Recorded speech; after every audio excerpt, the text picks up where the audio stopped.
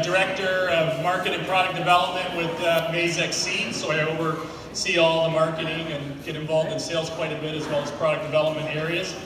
And I also farm, so I have a keen interest in what is discussed here. I also farm down outside of Chatham, Ontario, where I grow corn and soybeans, and a lot of soybeans for seed and edible beans and winter wheat.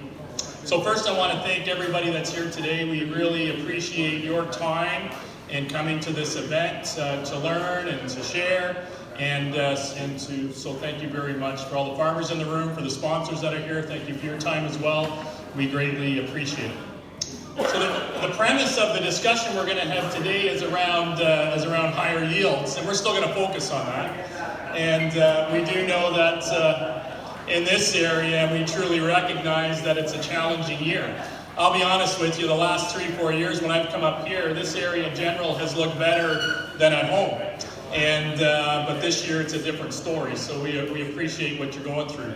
Just to give you an idea, we've got 8 weather stations that are set up across parts of Ontario, and I've got one at my farm, and since the beginning of June, because the moisture was relatively the same if you take the first couple of months coming into planting, but from June 5th I did a cut the other day, and I'm sitting on, and I feel very fortunate, 255 millimeters of rain since the beginning of June. And then Lindsay, where we've got one weather station set up there, they're sitting on just under 60 millimeters. So we know it's feast or famine across the countryside. So with that, we'll move into our panel discussion. Joining me today, introductions, is Ivan Petersen. Ivan is our host farmer today, and we appreciate you and Jared, the family, and all the work you did to hosting today. So if we could get a round of applause.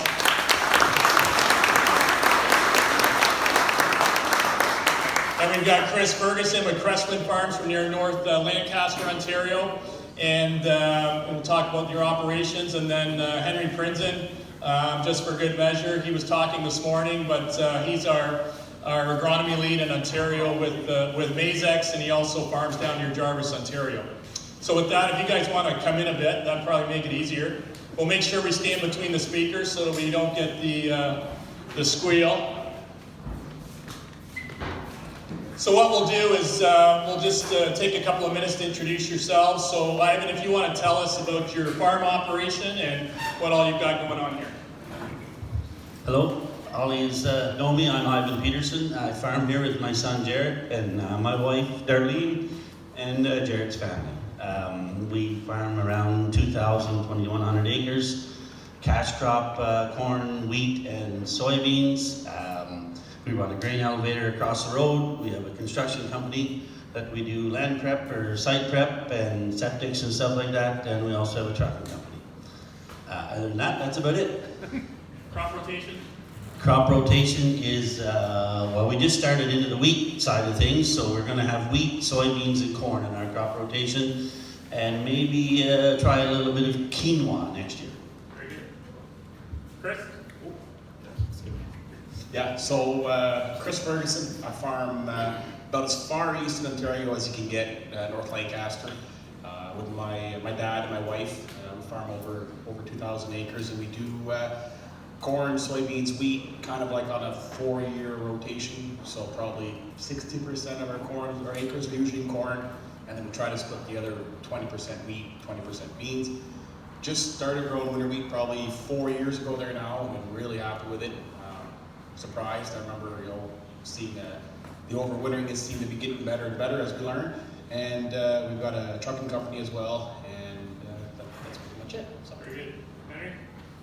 Yeah, so I'm the agronomist with Maizex. Our family also farms in Haldeman, Ontario, so some pretty heavy clay. We have 1,600 acres, farrow through finished hog farm. So hog manure is definitely helping us out there.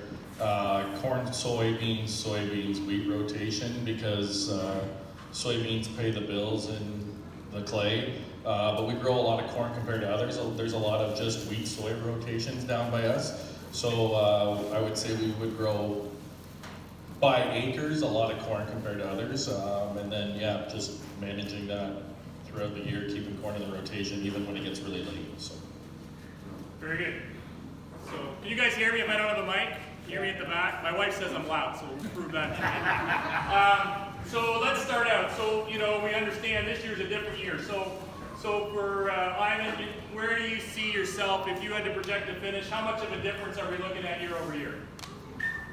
From this year to last year, I'm going to say probably somewhere around a good ton and a half difference. I'm being very optimistic that we end up about 160 bushels of corn, 45, 50 bushels of soybeans, and I don't think it's going to be any more than that. So yeah, that's about where we're at. Chris? Yeah, I'd probably echo what I've been saying as well. Probably in that range at 160 bushel corn, probably 45 to 50 range on beans. Big difference from where we had 24, and for us 23 was probably our best year ever. So definitely kind of a reality check going forward, but definitely not what we've been used to. But you know, we'll try to stay optimistic. But 160 would be happy with 160 to finish it off. So we'll talk about strategies for high yield here in a minute, but as you finish out this crop year, you know, what are you thinking in terms of strategies? Because you got to think differently now because of yield expectations. Where's your mindset at as we get into the fall and to manage through the winter? I know you're up. He doesn't have to answer that question. Okay. So anyway, well, our strategy is we're going to have to learn how to manage cash flow. I think that's the first thing. Second is we're very diversified. So if we don't have the crop that we normally have, well, we're going to have to do work somewhere else. So we do lots of trucking. The elevator maybe won't be that busy this year, but maybe we have to charge more then. I don't know. We'll find a way to make money because we got no choice. So yeah, I think that's what it is. It's more or less just managing cash flow, really. Chris? Yeah, I guess I would say probably marketing is going to be the biggest thing for me this year. Going in through the summer, definitely didn't have enough crop marketed as much as I wanted to, or historically as I had. You know, over the years, I would say in the last 5 years, my marketing plan was probably the biggest victim of the last increase in yields and high prices. So this year, maybe looking a little bit better. I was probably only 20% on farm average going into the summer. Probably going to be a bit more than that now. So that's kind of a little bit of a stress relief, not overextended on forward contracts. So harvest might be easy, less propane cost, I hope, less drying charge. We do have on-farm storage and on-farm drying for ourselves, so that does help a little bit. But same thing as Ivan, you know, we're diversified as well. Cash flow probably going to be always top of mind. Having to manage that, we'll have to see. Prices aren't great either. Like margins are going to be a lot tighter. I was just running the books, I think 2 days ago, and you know, it's definitely not where we used to be before. And then kind of seeing what we're going to do for crop-wise too. I think maybe start looking at what's going on for next year, where we're going to put more crop in, or rotation we're going to be. Like this might have a couple, you know, it might sting for a year or two, or try to figure it out, but that's kind of how we're going to have to go ahead. There's nothing more else I can do at this point, right? So, yes. Any comments there? Yeah, no, I think Chris is a really good point, right? Marketing, you know, I was on a panel this winter too, we talked about, and you know, we had 3 growers from Southern Ontario, and what was all our answers? It was marketing, right? Like, that is something we can manage, you know, and there's some low-hanging fruit there sometimes by playing markets right. You know, we can't do anything about the weather unless we put in irrigation, which, I mean, at some point, some people can do, but not everyone, obviously. And then, you know, diversity, right? Same with these guys. At home, we're diversified, right? We have hogs. Hogs pay the bills sometimes when the crops are bad, and when the crops are good, sometimes hogs are bad. So, you know, just finding ways around cash flow and keeping, you know, a steady farm income all the time. Very good. So we'll put this year aside for a minute. Let's talk about the last few years, and we look forward. Farmers are optimists, right? Next year is going to be back to a good year and closer to normal or above. So what have you been doing on your farms to try and fine-tune yields higher, if you look at what you've done the last few years and going forward? Ivan? Well, we do pretty intense managing here. I don't know anybody else that does maybe as much as we do, but I'm sure there is out there. But we use fungicides, we use crop boosters, we fertilize twice, we spray 3 or 4 times, keep weeds under control. Just about everything you can possibly think of, we throw at it to make it work. And this year, it may not pay off, but I don't think it's going to hurt. in the past years, it seemed to work quite well. Last year is probably the best crops we ever grew. I've been farming this farm for 30 years, and we never had crops like we did last year. We had rain, and that's the difference. I'm not God, I wish I was, because I'd have raining down on me. Chris?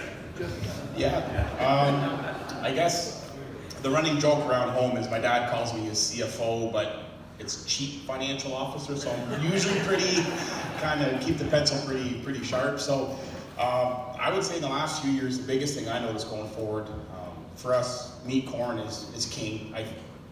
It's going to be some years it doesn't, pay out, but usually it does. And my biggest thing I think that I've learned or changed if I look back 5-10 years ago would really be hybrid selection. Figuring out which hybrids go where, play with the population on those hybrids. That would probably be the biggest thing I think, and really trying to dial that in going forward, trying to really see if I can get that somehow better with margins where they're going to be. Do we start pulling back on fungicide? Do we start pulling back on nitrogen? But also go back to the things that got me the last couple of years that were really good. Really figuring out, okay, this hybrid likes this soil, or this hybrid likes this population. And it took a while to get that figured out, but now I kind of got into the role and rhythm of it of saying, okay, this is how it's going to work, and now how do we fine tune that? That's probably where I think we're going to be going forward, and like I said, go back to what's been working for me for the last few years anyway. So. Very good. Anybody? Yeah, similar story to both these guys, right? It's, hybrid selection is key for me, but the other side is population management. There's a lot of guys, trying to save their way, lower the pop, save some money because corn is not profitable. That's how they look at it back home on the clay. But I've been pushing populations because you look at, I get it, sometimes it's too dry. Pushing populations doesn't work when it's like this out. But on a normal year, especially on the clay, I look at, a bunch of smaller ears, but consistent ears is a lot better than a bunch of big ears with a lot of gaps out there, right? So we've been pushing populations, and that also helps me maintain good ear counts when we have challenging emergence, right? Because quite often at home, we're running into challenging emergence. Even with hog manure, we're still banding dry fertilizer as our starter. We're worried about keeping that plant healthy right off the get-go. And then protecting our inputs too, right? Nitrogen, we're stabilizing we're putting pre-plant nitrogen down, half our nitrogen is going up front. We need nitrogen early to maximize yield potential, right? If we don't have that, 80 to 100 pounds out front, you can run into some problems, and especially when you're a split applier, right? And then we're coming back in with Y drops, stabilizing again, just to make sure we're, watching that we don't lose any nitrogen because it costs money, right? Managing it to the best of our abilities and using the programs the government gives us as well, right? There are programs to pay for some of that stuff, so we use them where we can. And then fungicide in the Southwest it's pretty much it's non-negotiable. This year, maybe I guess it was negotiable because if it never rains, you don't get tar spot. But last year we saw 85 bushels to tar spot without a fungicide, right? We ran out in a field, 200 feet. We're not going to drive a kilometer through the field to spray that 200 feet. Well, we probably should have. So fungicide's a must to manage that. And then late season plant health, right? So that's the whole fertility package. Don't short that crop. You got to push those kernel weights up to maximize yield potential. Those are some of the really big keys we see. Like I want to be cutting corn that is green, and we've done that the last couple of years. That there's still juice coming out of those stalks when we're cutting it. That's how we maximize yields, and we're seeing kernel weights, in the low 60s. That's when we're seeing those higher numbers, those 260s, 270s, 280s. That's how we maximize it. And that's soil health too, right? The manure at home, and I won't deny that. Hogs are helping, the manure is helping keep the soil healthy, and that keeps the plant healthy as well. Very good. I think in our part of Chatham, livestock is illegal actually, so it's anyway, what about trends? So what trends are you seeing in your areas in terms of either from a fertilizer management perspective, equipment perspective? What trends are you seeing, aiming for higher yields in general? For us, we invested in a self-propelled fertilizer spreader so we could manage getting it on at the right time. Our second spread is being managed as well, so we get in at the right time and the right amount. I think is the biggest thing. We also bought a new planter a couple years ago, and we're using some subscription planting as well to help, and I think that's really advanced us along. Yeah, I really don't know what else I would say about that. Yeah, I guess the biggest two things, if I look at neighbors, would be split applying the end. That's kind of really started picking up, and then fungicide again on corn. You know, tar spot, that's all we talked about last year. Wasn't so bad here in the east, but I was petrified of it, to be honest. So, and I'm talking to the retailer who we deal with, the custom app, and they had a lot more fungicide apps this year than they usually do. And same with us, the whole farm got it this year. And that's, looking back, like I was telling people today, like before I left for holidays, like last week of July, first week of August with the family, I was walking and scouting, and the potential was there. Like it wasn't too bad. So we put it down and we'll see, but now it's probably a different story. But that's what I probably would notice was the amount of like self-propelled sprayers running around putting fungicide on corn is definitely kind of the big thing. And then split applying in. Before we used to always be up front, kind of started shifting a bit more. Not all the acres are getting it up front now. Now we're split applying in, and the same thing. It feels like every time you talk to the retailer or the custom app that does it for us, well, there's more and more acres every year of guys splitting applying in or coming in knee-high corn or top dressing nitrogen or something like that. So. Yeah, similar stories, right? Definitely like split apply nitrogen, fungicide, planter performance. Guys are focusing on that, right? We see more and more of that. You know, back home, that's what we've invested a lot in, right? We rebuilt the planter, put, you know, precision closing system on it for force, right? All about keeping the, you know, trying to reduce compaction. You know, compaction management on our farm is a really big deal too with the heavy ground. We try to do as little as tillage as possible in the spring. We don't, you know, the least amount of passes possible. Try to do all our tillage when it's dry. You know, keep that soil nice and aerated. You know, avoid extra passes. So you're seeing that, and you know, the planter thing is, I think, the big thing, right? When we look, you know, how many guys are investing in just a little bit better planting, because it's something we can control, right? It's really easy to control, and then similarly, like the amount of high clearance sprayers in southern Ontario, and you know, and that's the story, and then split applied nitrogen with those too, right? So that's where we're going. You know, there's other things that we're seeing out there, but some of that will come with time too, right? Like drone spraying, you know, it's not yet, you know, technically legal for some applications. So, but we're seeing that's where we're moving, right?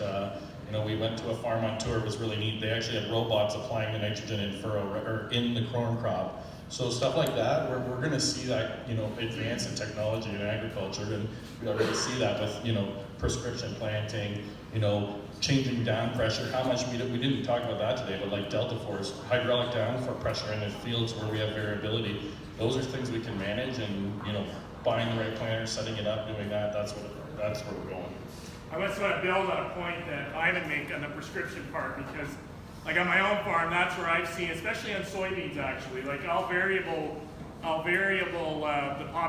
population on corn, but on soybeans, you know, when you've got variable soils with sandy knolls, that's where like I'm running from 150 and going 210 on my knolls, 210,000, and that's paid the bills more than anything, you know, from that perspective. It's been you know, it's good to have that technology in place. All right, so as we look forward, you know, we'll put this year aside, but as we look forward, investment-wise, if you could invest in one area, you know, out of everything, and I'm talking whether it's drainage or storage or equipment, where do you feel the best bang for the dollars are right now? Or rain? Can't say rain. No, obviously not rain, but we can make rain. And my thought is, and I haven't talked with my son about this yet either, but I think we should have center pivots out here. We have a big block of land, and there's an aquifer underneath here that will manage that. So my thought is to put in center pivots, because I believe that that's where we're going to have to go if this is a continued trend of the droughts. Chris? Oh, we're not as lucky where we are there, that's for sure. But honestly, if I had to look back, a lesson I learned this year, so we were really wet. Like we didn't get done planting corn until the first week of June. We were trying to have to manage hybrids. You know, there were spots in the field that we had to drive around because they were too wet. And we're maybe cheating a little bit on some tillage tools. And you know, I'll admit I probably probably as guilty as anybody having a knee-jerk reaction to thinking like, oh, I did this year and this is a problem. But I really do feel like for our farm, we use quite a bit of high-speed tillage, and I'm starting to maybe lean away towards that. 24 last year too wasn't a great spring for us. It was a little wet and kind of pushed those conditions. So going back to probably making some investment on different tillage for us. We don't no-till anymore. We used to no-till for years, but we don't anymore. So now we're starting maybe more towards vertical tillage, because I think for us, our operation, we really set up early on managing that emergence to V8. That's really where we try to spend the most time, get the proper planting conditions, get the proper seed spacing, that whole kind of V, especially for pre-emerge spray. And I feel like that's the best shot we can give that we can control. So going forward, I think I'd like to maybe mix that tillage implement up a little bit. Something that also keeps ahead of the planter. We made the investment into the high-speed planter this year, which was really good for us, but we want to get more acres in a timely manner, and I think we were maybe leaning a bit too much on that high-speed disc. Definitely had some smearing, probably didn't make the greatest conditions. And then if I had to invest somewhere else, it'll probably be variable rate population going forward. Especially in a year like this, I try to vary my population by hybrid, but I can't really figure it out per zone yet. So we're going to make investments in those maps and those variable rate prescriptions and creating management zones from there, and really trying to maybe add more where we can add more, take a little bit less where we could add. And that also goes back to Alex's chief financial officer on fungicide, probably pulling back on fungicide where we don't need it and putting on more. So I think that's kind of the two investments that we're going to try to go more towards, to really set up that VE to V8 stage in corn, where I think it's really important for us to try to maximize yield. But I think going forward also is trying to maybe maximize the tail end, which I haven't been doing very much lately. We just started going back. This year was the first year the whole farm had fungicide on corn, so that's probably where we'd like to, that'd be my third step, is to really try to focus more. And I'm hoping with the variable rate population that I can give up less flex, let's say in L1 and L2 and later in the year or stuff like that. So.